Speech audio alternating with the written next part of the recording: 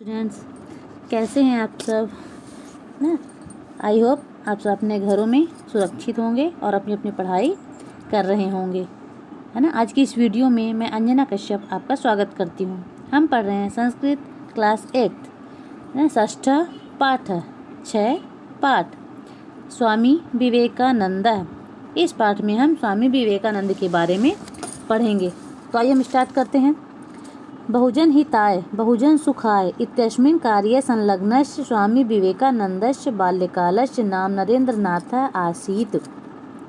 बहुत लोगों के हित के लिए, बहुत लोगों के सुख के लिए इस कार्य में लगे हुए स्वामी विवेकानंद के बचपन का नाम नरेंद्रनाथ था। तस्य जन्म जनवरी मासस्य द्वादशे दिनांके 1863 ख्रीस्ताब्दे कोलकाता नगरे अभवत्। उनका जन्म जनवरी महीने की 12 तारीख को 1863 ईस्वी में कोलकाता नगर में हुआ। तस्य मातुः नाम भुवनेश्वरी देवी आसीत्। उनकी माता का नाम भुवनेश्वरी देवी था। तस्य पिता विश्वनाथ दत्तः लब्ध प्रतिष्ठा अभिभाषिका आसीत्। अभिभाषका मीन्स होता वकील। तो उनके पिता विश्वनाथ दत्त ख्याति प्राप्त मतलब प्रसिद्धि प्राप्त वकील थे। नरेंद्रनाथः बाल्यकालादेव संस्कृतानुरागी कुशाग्र बुद्धि मल्ल विद्यादिषु क्रीडासु पारंगता धार्मिकश्च आसीत्।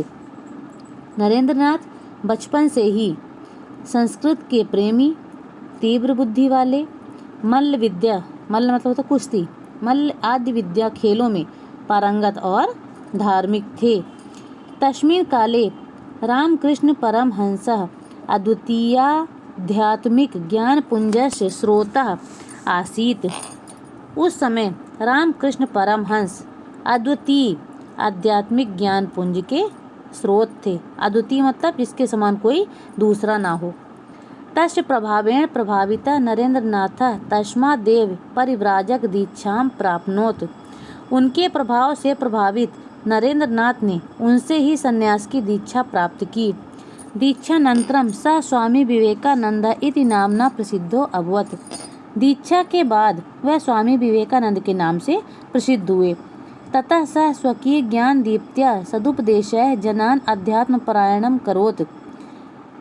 इसके बाद उन्होंने अपनी ज्ञान की ज्योति द्वारा सद उपदेशों से लोगों को अध्यात्म की ओर प्रेरित किया।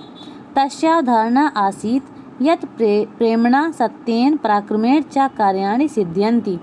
उनकी अवधारणा थी मतलब उनका ये मानना था कि प्रेम, सत्य और पराक्रम से कार्य सिद्ध होते हैं। तत्कुरु पौरुषम, ठीक है, उसका प्रयत्न करो। आत्मभावस्य विकासः एव कर्म, आत्मभाव का विकास ही कर्म है। अनात्मभावस्य विकासः एव कर्म, अनात्म भाव का विकास ही अकर्म है। दौर्बल्येन किमपि न भवति, दुर्बलता से कुछ भी नहीं होता है। अतः सबलो भव, इसलिए बलवान हो, है ना, बलवान बनो। जीवनस्यार्थ उन्नतिरस्ति, जीवन का अर्थ उन्नति है। उन्नतेः तात्पर्यम् हृदयस्य औदार्यमस्ति, उन्नति का तात्पर्य हृदय का औदार्य है, मतलब हृदय में, मन में उदारता की भावना, ठीक है। परोपकारः एव जीवन गति, परोपकार ही जीवन की गति है। स्वार्थ भाव एव मृत्यु, स्वार्थ भाव ही मृत्यु है, मतलब स्वार्थ की भावना हमें नहीं आनी चाहिए। प्रेम भाव एव जीवनम, प्रेम भाव ही जीवन है। द्वेष भाव एव मृत्यु, द्वेष की भावना, ईर्ष्या की भावना ही मृत्यु है। प्रेम भाव एव भक्ति ज्ञानम मुक्तिश्च आसीत्, प्रेम भाव ही भक्ति, ज्ञान और मुक्ति है। प्रेम बिना नेदम यदिदमुपासते, प्रेम के बिना वह नहीं है जिसकी हम उपासना करते हैं। सर्वथा दरिद्र नारायणो सेवितव्यः, हमेशा दरिद्र नारायण की अर्थात गरीबों की सेवा करनी चाहिए। यतो हि बुभुक्षितः दीनः उपेक्षितः दिव्यांगजनः दुर्बलः एव साक्षादीश्वरः, क्योंकि भूखा, दीन, दीन का मतलब गरीब, उपेक्षित, दिव्यांग, दिव्यांग का मतलब अपाहिज, विकलांग, दुर्बल व्यक्ति ही साक्षात ईश्वर हैं। अतः एतेषाम् उपासना एव ईश्वरस्य आराधना अस्ति। इसलिए ऐसों की उपासना ही ईश्वर की आराधना है। मतलब यदि हमने इन व्यक्तियों की सेवा की है, भूखों को खाना खिलाया है ना, गरीबों की सेवा की है, तो इसका मतलब हमने ईश्वर की आराधना की है। ठीक है बच्चों, आ रहा है समझ में? आगे देखिए, चारित्र बलम धारयत, चरित्र की शक्ति को धारण करो। अनेनैव सर्वत्र विजयो भविष्यति, इससे ही सभी जगह विजय होगी। दाता भव, दाता हो, दाता बनो। परित्रग्रहणस्य कामनां मा कुरु, प्रतिग्रहण मतलब दान के बदले कुछ ग्रहण करने की कामना मत करो। बसंत बल्लोक हितम चरत, बसंत के समान संसार का कल्याण करो। बसंत का मतलब यहाँ पर बसंत ऋतु से है ना। जिस प्रकार बसंत ऋतु जब बहती है तो किसी में भेदभाव नहीं करती है, इसी प्रकार हमें बसंत के समान संसार का कल्याण करना है। परोपकार परम पवित्रम कार्यमस्ति, परोपकार परम पवित्र कार्य है। परोपकारेण चित्तम शुद्ध्यति, परोपकार से मन शुद्ध होता है। अनेनैव ईश्वर प्राप्ति संभवा, इससे ही ईश्वर की प्राप्ति संभव है। आगे, सह वेदांत प्रचाराय स्वकीयाखिलम जीवनम समर्पयामास, उन्होंने वेदांत के प्रचार के लिए अपना संपूर्ण जीवन समर्पित कर दिया। तेन हिंदू धर्म संस्कृतिश्च प्रसारिते, उनके द्वारा हिंदू धर्म और संस्कृति का प्रसार किया गया।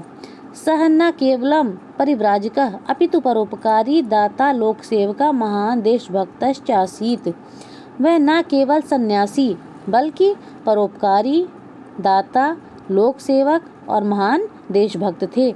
शिकागो नगरे विश्व धर्म सम्मेलने सह भारतस्य प्रतिनिधि अभवत्, शिकागो नगर में विश्व धर्म सम्मेलन में वह भारत के प्रतिनिधि हुए। देश विदेशेषु तस्य बहवः शिष्याः अभवन्, देश विदेशों में उनके बहुत से शिष्य हुए।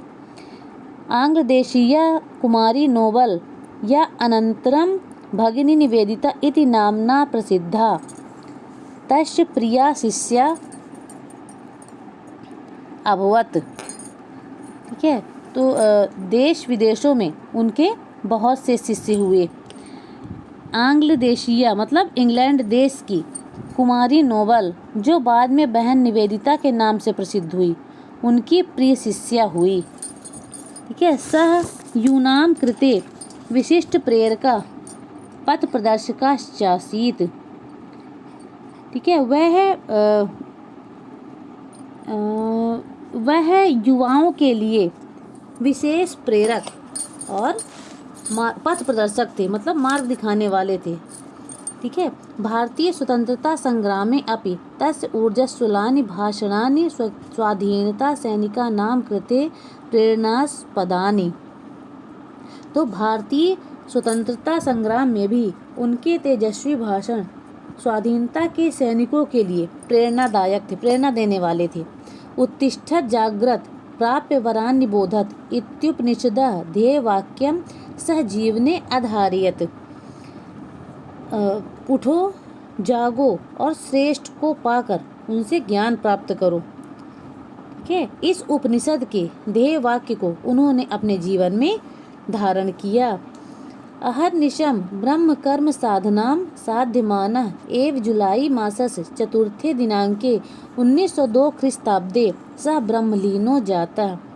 तो दिन रात, अहर्निशम मीन्स क्या होता है? दिन रात ब्रह्म कर्म साधना को करते हुए ये जुलाई महीने की 4 तारीख को 1902 ईस्वी में वह ब्रह्म में लीन हो गए, मतलब उनकी मृत्यु हो गई। ठीक है, सह न केवलम भारते अपितु विदेशेष्वपि प्रसिद्ध, वह न केवल भारत में बल्कि विदेशों में भी प्रसिद्ध थे। तेन भारतस्य प्राचीन गौरवम विदेशेषु स्थापितम, उनके द्वारा भारत का प्राचीन गौरव विदेशों में स्थापित किया गया। रविंद्रनाथ टैगोर कथयति, रविंद्रनाथ टैगोर कहते हैं, यत मीन्स होता है कि यदि कोऽपि भारतीय संस्कृतिं ज्ञातुमिच्छति तर्हि प्रथमः तेन स्वामी विवेकानंद विषये पठितव्यम। तो रविंद्रनाथ टैगोर कहते हैं कि यदि कोई भी भारतीय संस्कृति को जानने की इच्छा रखता है तो पहले उसे स्वामी विवेकानंद के विषय में पठितव्यम पढ़ना चाहिए। ठीक है बच्चों, आया समझ में? अब इसकी नेक्स्ट वीडियो में हम इसके शब्दार्थ और अभ्यास को पढ़ेंगे। Okay, thank you.